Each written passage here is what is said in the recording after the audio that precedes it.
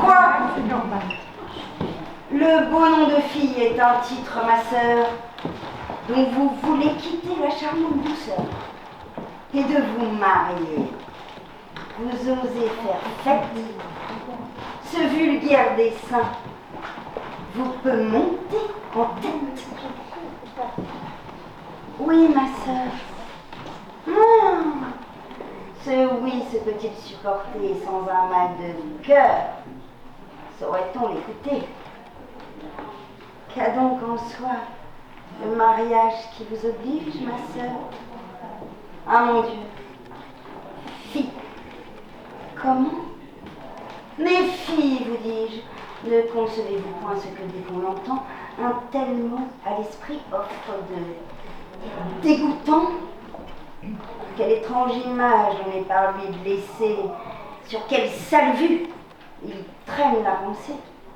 Non, frissonnez-vous point et pouvez-vous, ma sœur, aux suites de ce mot, résoudre votre cœur?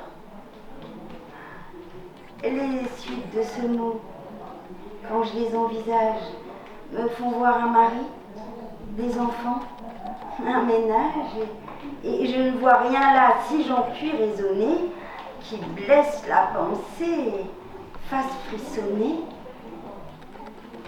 De tels attachements au ciel sont pour vous clairs. Et qu'est-ce qu'à mon âge on a de mieux à faire que d'attacher à soi par le titre d'époux un homme qui vous aime et soit aimé de vous, et de cette union de tendresse suivie se faire les douceurs d'une innocente vie? Ce nœud bien assorti n'a-t-il pas des appas? Mon Dieu, que votre esprit est d'un étage bas, que vous jouez au monde un petit personnage, de vous claquemurer aux choses du ménage, et de n'entrevoir point de plaisir plus touchant qu'une idole des coups et des marmots d'enfants. Laissez aux gens grossis ou personnes vulgaires les bas amusements de ces sortes d'affaires. À de plus hauts objets, élevez vos désirs. Songez à prendre un goût des plus nobles plaisirs en traitant de mépris l'essence et la matière. À l'esprit, comme nous, donnez-vous tout entière. Vous avez notre mère en exemple à vos yeux que du nom de savante on honore en tout lieu. Tâchez, ainsi que moi, de vous montrer sa fille. Aspirez aux clartés qui sont dans la famille et vous montrez sensible aux charmantes douceurs que l'amour de l'étude épanche dans les cœurs.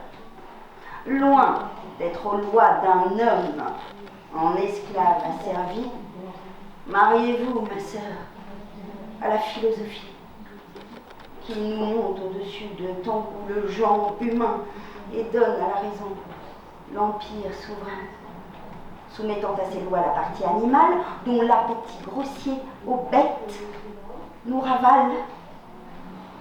Ce sont là les beaux feux, les doux attachements qui doivent de la vie occuper les moments. Et les soins où je vois tant de femmes sensibles me paraissent aux yeux des pauvretés horribles. Le ciel, dont nous voyons que l'ordre est tout puissant pour différents emplois, nous fabrique en naissant et tout esprit n'est pas composé d'une étoffe qui se trouve taillée à faire un philosophe.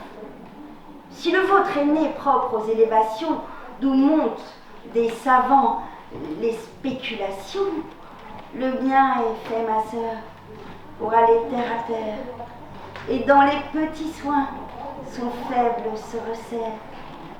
Ne troublons point du ciel les justes règlements, et de nos deux instincts, suivons les mouvements. Habités par l'essor d'un grand et beau génie, les hautes régions de la philosophie, tandis que mon esprit, se tenant ici-bas, goûtera de l'hymen les terrestres appâts. Ainsi, dans nos desseins l'une à l'autre contraire, nous serons toutes deux imitez notre mère, vous du côté de l'âme et des nobles désirs, moi du côté des sens et des grossiers plaisirs, vous dans les productions d'esprit et de lumière, moi dans celles, ma sœur, qui sont de la matière.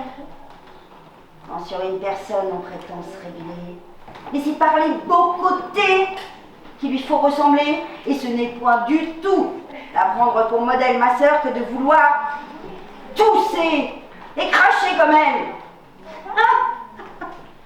Ah, mais vous ne sauriez pas ce dont vous vous vantez si ma mère n'eût eu que de ses beaux côtés.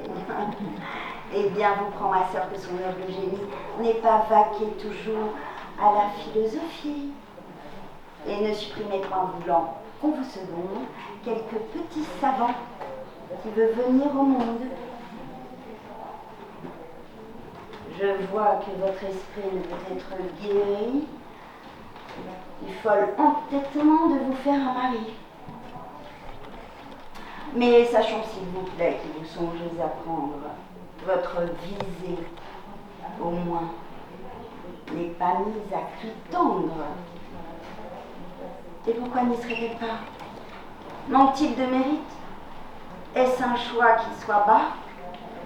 Non. Mais ce n'est pas un fait dans le monde ignoré que Clitandre est pour moi hautement soupiré. Oui, mais tous ces soupirs chez vous sont choses vaines, et vous ne tombez point aux bassesses humaines.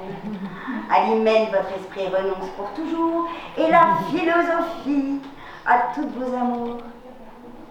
Ainsi, n'ayant au cœur nul dessein pour Clitandre, que vous importe-t-il qu'on y puisse prétendre? L'on peut refuser pour époux un mérite, que pour adorateur, on veut bien à sa suite. Je n'ai fait que prendre au refus de votre âme ce qui est venu m'offrir l'hommage de sa flamme. Et croyez-vous pour vos yeux sa passion bien forte, et quand son cœur pour moi toute flamme soit morte? Il me le dit, ma sœur, et pour moi je le crois. Non, ne soyez pas, ma sœur, d'une si bonne foi. Quand il dit qu'il me quitte et vous aime, il n'y songe pas bien et se trompe lui-même. Je ne sais, mais je l'aperçois qui vient.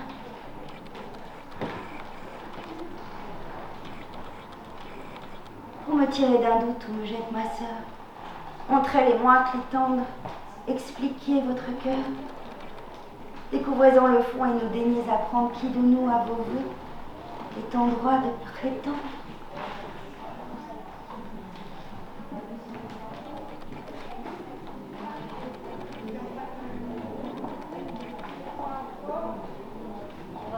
Vous triomphez, ma sœur, et faites une mine à vous imaginer que cela me chagrine.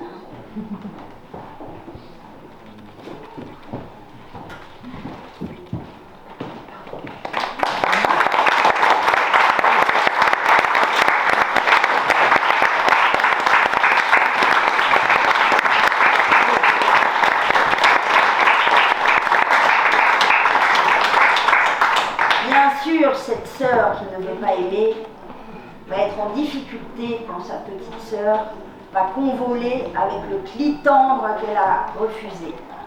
C'est la leçon. Dans la pièce suivante, la pièce du balcon, retrouvez la princesse d'Élide, qui est une Armande des temps anciens, qui se pose plein de questions sur l'amour et qui ne veut pas descendre dans ce sentiment. Elle arrivera entre les deux statues.